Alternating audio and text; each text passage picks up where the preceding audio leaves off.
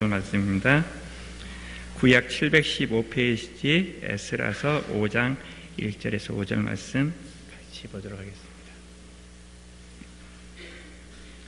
저하고 한 절씩 교독하겠습니다. 에스라서 5장 1절에서 5절까지 구약 715페이지 한 절씩 교독하겠습니다.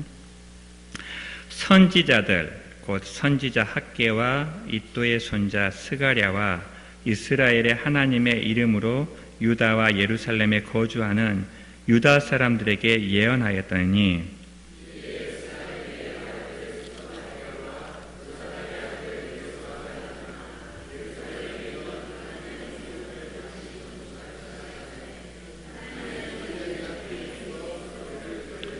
그때 유브라데 강 건너편 총독 다스네와 스달보스네와 그들의 동관들이 다 나와 그들에게 이르되 누가 너희에게 명령하여 이 성전을 건축하고 이 성곽을 마치게 하였느냐 하기로.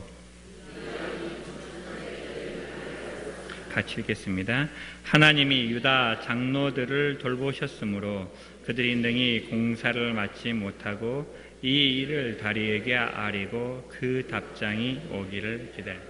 아멘. 자, 앞뒤 좌우로 인사하겠습니다. 오셨으니 잘 오셨습니다.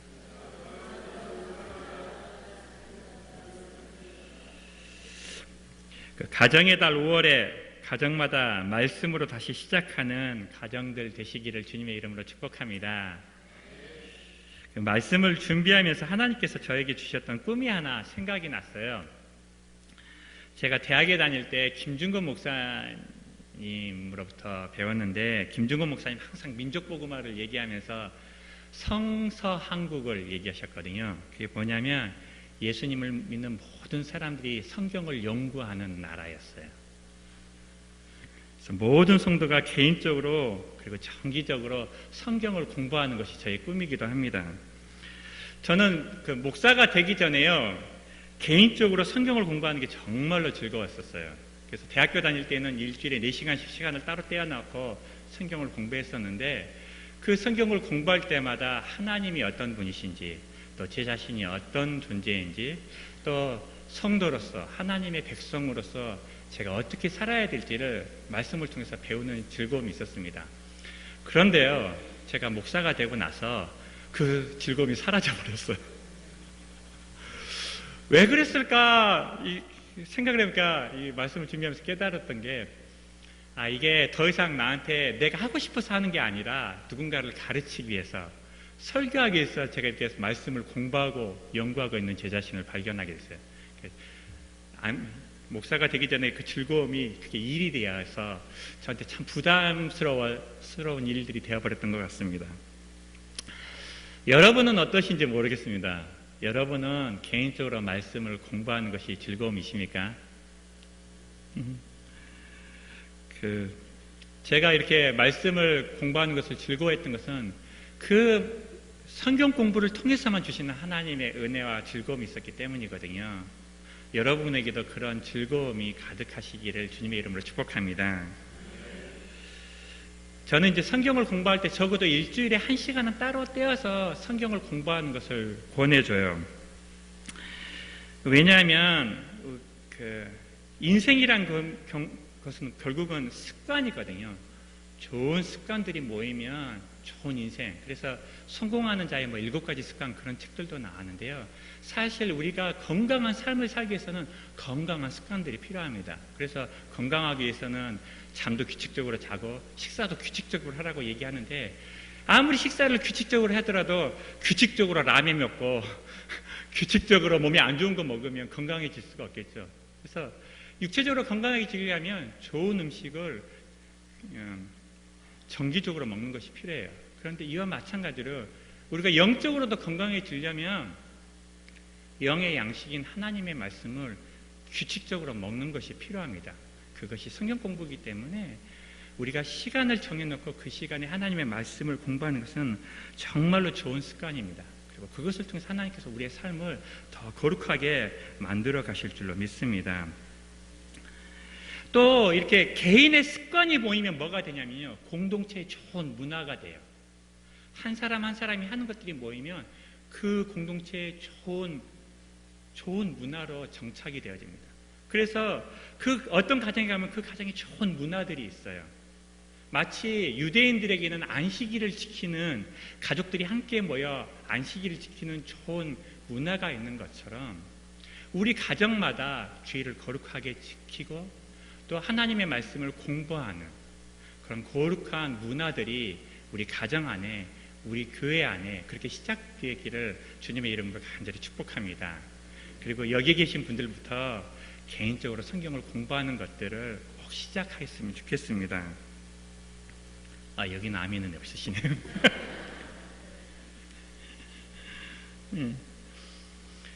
교회에서 성경을 공부하는 모임에 참여하신 분들 계신데 정말로 잘하신 겁니다.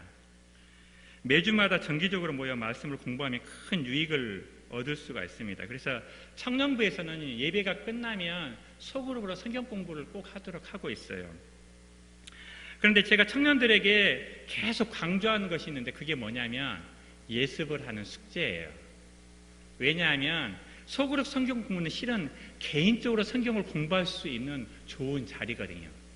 소그룹으로 모이기 전에 먼저 내가 그것을 개인적으로 공부하면서 개인적으로 성경을 공부하는 것들이 훈련될 수 있도록 도와줍니다. 왜냐하면 처음부터 성경을 규칙적으로 공부하는 것은 쉽지 않거든요. 그런데 335 같이 모여서 성경을 공부하다 보면 그 모임을 위해서 준비하는 것을 통해 개인적으로 성경을 공부하는 것들이 좋은 습관이 될 수 있기 때문입니다. 그런데 이렇게 청년들에게 그렇게 꼭 성경 공부를 하기 전에 예습을 좀 해라라고 하는데 이게 잘 안 되는 것 같아요. 왜냐하면 안 하던 것을 하라고 하니까 마치 우리 아이들한테 공부하라는 거하고 똑같이 아이들이 힘들어하고 청년들이 힘들어하는 것 같아요. 그래서 그 성경 공부 모임을 인도하는 셀장들도 되게 좀 힘들어하는 걸 느낄 수가 있어요.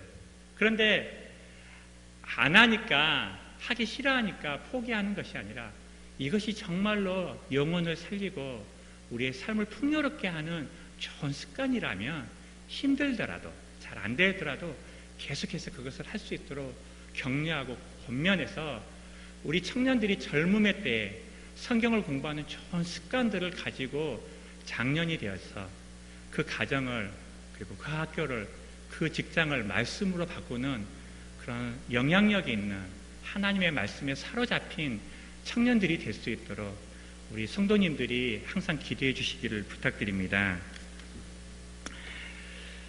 자기 자신을 위해 성경을 공부할 때요, 일이 아닌 즐거움이 될 수 있어요.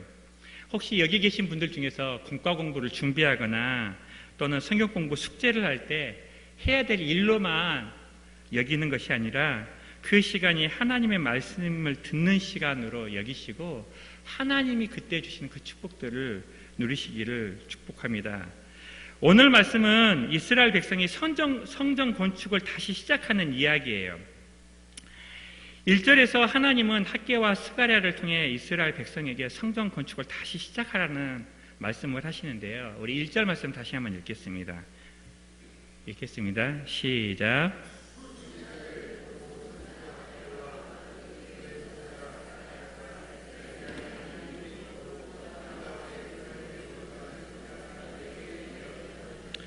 하나님은 학개와 스가랴 선지자를 통해 이스라엘 백성에게 말씀하셨어요.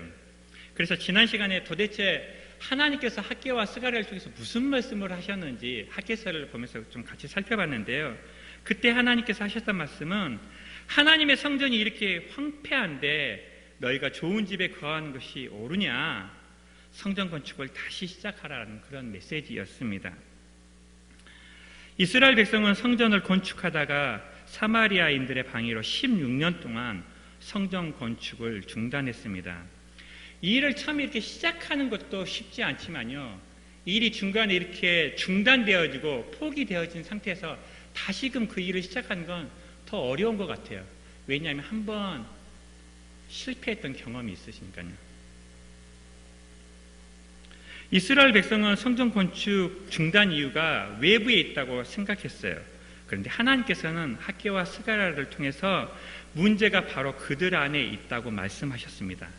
외부의 방해 때문에 성전 건축이 중단된 것이 아니라 너희들이 성전을 건축하는 일에 우선순위를 두지 않았기 때문에 성전 건축이 중단되었다고 말씀하셨어요. 성경이 이렇게 반복적으로 우리에게 가르쳐주는 진리가 있는데요. 바로 문제는 내 안에 있다라는 것입니다. 따라해 보시겠습니까? 문제는 내 안에 있다. 다른 말로 바꾸면요, 내가 문제다예요. 우리는 다 남의 탓을 하고 저 사람이 문제라고 얘기하지만 성경은 아니다, 네가 문제다라고 얘기를 하세요. 사실 우리는 각기 다른 사람, 하나님이 각기 다르게 창조하셨기 때문에 다른 사람과 의견이 잘 맞지 않고 다투는 경우도 있습니다. 그래서 가정 안에서 또는 교회 안에서, 직장 안에서 다투는 것은 사실 문제가 안 돼요. 왜냐하면 다르기 때문에 다툴 수 있거든요. 다투는 게 문제가 아니라 그 다툼을 어떻게 처리하고 그 다툼에 대해서 어떻게 반응하느냐가 문제입니다. 저희 집에는 세 개의 문화가 있어요. 저의 문화가 있고, 아내의 문화가 있고, 예성이의 문화가 있어요. 집안이 문화 충돌이 항상 일어나요. 월요일 날 집에 이렇게 퇴근해서 들어가니까 예성이가 자랑을 하더라고요. 오늘 책을 하나 샀대요. 18,000원짜리. 무슨 책이냐고 봤더니 태양의 후예 드라마 사진책. 헐입니다, 진짜. 그 돈 주고 그 책을 사는 게 참 이해가 안 되는데, 그냥 참 나랑 다르다라는 생각을 하게 됐어요. 청년들하고 같이 식사를 하면 밥 먹을 때는 3,000원짜리 먹는데요, 밥 먹고 나서 카페에 가면 5,000원짜리 커피를 사 먹어요. 정말 달라요. 하지만 그들이 틀렸다고 생각하지는 않습니다. 서로 다른 문화, 서로 다른 가치관을 가지고 있기 때문에 중요하다고 생각하는 게 다른 것이죠. 시대마다 중요하다고 생각하는 것은 다 다릅니다. 그러기에 우리에게 필요한 것은 시대에 상관없고 개인의 가치관에 상관없는 기준, 옳고 그름을 판단할 수 있는 바로 하나님의 기준, 말씀이 필요합니다. 제가 만약에 예성이에게 저의 기준을 요구한다면 예성이는 엄청 불행해질 것 같아요. 제가 만약 아내에게 저의 기준을 요구한다면 아마 저는 쫓겨날 거예요. 하나님은 우리 각자를 다르게 만드셨습니다. 그리고 다른 가치관들, 다른 것들을 중요하게 여기는데 그걸 틀렸다는 눈으로 보는 것이 아니라 다르다는 것으로 바라보면서 정말로 우리가 고쳐야 될 것이 무엇인지 살펴봐야 되는데요. 그 기준이 바로 성경이다라고 말씀하여 주십니다. 오늘 하나님께서는 학개와 스가랴 선지자를 통해 이스라엘 백성에게 말씀하셨어요. 무엇이 옳고 무엇이 그린지 말씀해 주셨습니다. 하나님의 성전을 건축하는 것은 맞고 너희들이 하나님의 성전을 건축하지 않고 자기 일에 바쁜 것은 틀린 것이라고 가르쳐 주셨어요. 감사하게도 이스라엘 백성은 자신들의 잘못을 깨닫고 하나님의 말씀에 순종해서 성전 건축을 다시 시작합니다. 2절 말씀인데요. 같이 읽겠습니다. 2절 읽겠습니다. 시작.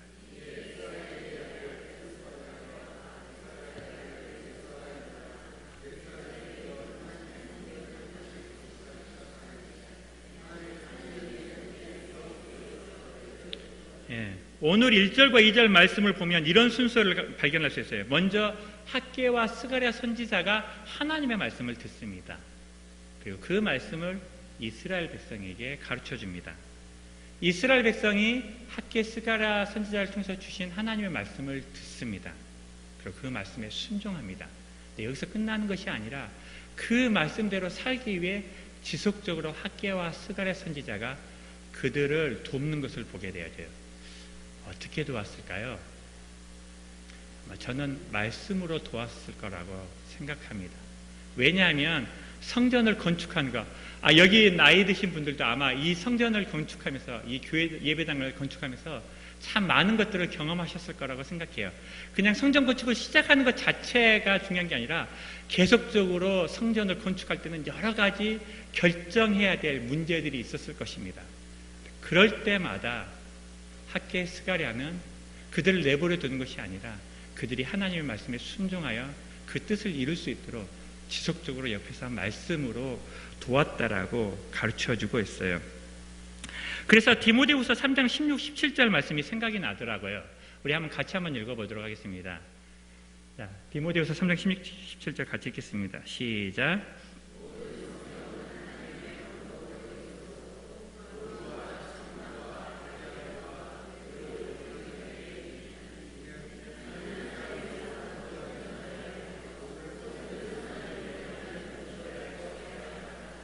아멘.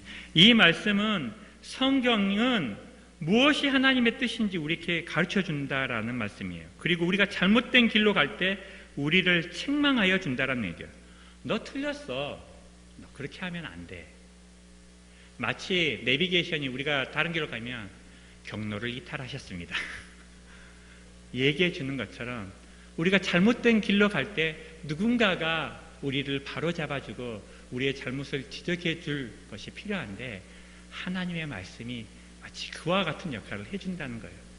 그래서 어떻게 하면 다시금 하나님의 뜻으로 돌이킬 수 있는지, 어떻게 하면 그 길을 하나님의 뜻을 이룰 수 있는지 하나님의 말씀이 우리에게 가르쳐 준다라고 말씀하십니다. 인생은 여행으로 비유할 수 있습니다. 그런데 아무도 그 길을 가보지 않았어요. 아무도 인생을 살아본 사람이 없어요. 그래서 우리는 인생을 갈 때마다 실수도 하게 되고 시행착오도 겪을 수밖에 없습니다. 그리고 가면서도 이 길이 정말로 맞는지 불안해할 때가 있어요. 그런데 성경이 우리가 가야 될 길을 가르쳐 주시고 그 길을 어떻게 선택해야 될지 가르쳐 준다는 말씀입니다. 이런 일들이 영암교회에 있기를 축복합니다. 하나님이 이스라엘 백성에게 학개와 스가랴 선지자를 보내주셨던 것처럼 하나님이 영암교회에 좋은 목회자들을 보내주셔서 그들을 통해서 하나님의 말씀이 선포되어지고 그 말씀에 순종해서 우리 모두가 하나님의 뜻을 이루고 하나님의 영광을 드러내는 그런 영암교회 되기를 축복합니다. 제가 청년부를 맡으면서 되게 이렇게 스트레스가 되는 게 있었어요. 왜냐하면 김동선 목사님이 할 때마다 인원이 좀 줄었거든요. 저는 성공적인 목회가 뭘까 많이 생각을 해보게 되는데요. 목회는 말씀을 전하는 것이고 목회자가 해야 될 가장 중요한 일은 말씀을 가르치는 것이라고 생각을 해요. 그런데 제 안에 어떤 생각이 있었냐면 제가 말씀을 잘 전하면 청년들이 많아질 거라고 생각을 했어요. 그래서 청년들이 줄어드니까 제가 말씀을 잘 전하지 못해서 목회를 잘 못해서 청년들이 줄어들었다고 생각을 했어요. 근데 성경을 공부하면서 사람의 많고 적음이 성공의 기준이 아니라는 것을 하나님이 말씀하여 주셨습니다. 목회자에게 성공은 하나님의 말씀에 순종하는 것이에요. 하나님이 말씀하라고 하는 것을 전하는 것이고 사람의 많고 적음은 하나님께 달려있는 것인 줄로 믿습니다. 하나님이 나를 통해 하실 말씀을 전했다면 그것이 바로 성공한 목회라고 저는 배웠습니다. 그래서 하나님의 말씀을 담대히 전하고 가르치는 그런 목회자가 될 수 있도록 여러분이 저를 위해 꼭 기도해 주시길 부탁드립니다. 학개와 스가랴가 말씀을 전하는 것도 쉬운 일은 아니었을 것입니다. 10년 넘게 중단된 성전을 다시 시작하는 것 얼마나 어려웠겠습니까? 또 그 말씀을 듣고 순종하는 것도 쉬운 일은 아니었을 것입니다. 그런데 그 어려운 일들을 이스라엘 백성들은 해냈습니다. 하나님께서 말씀하셨기 때문이고 그 말씀에 순종했기 때문입니다. 이스라엘 백성이 성전 건축을 다시 시작하자 그 지역을 다스리던 총독의 조사가 시작되어져요. 하지만 하나님은 이스라엘 백성을 돌보셔서 공사는 중단되지 않는다는 내용이 3절에서 5절까지 말씀입니다. 3절에서 5절까지 같이 읽겠습니다. 시작. 네, 같이 읽겠습니다. 시작.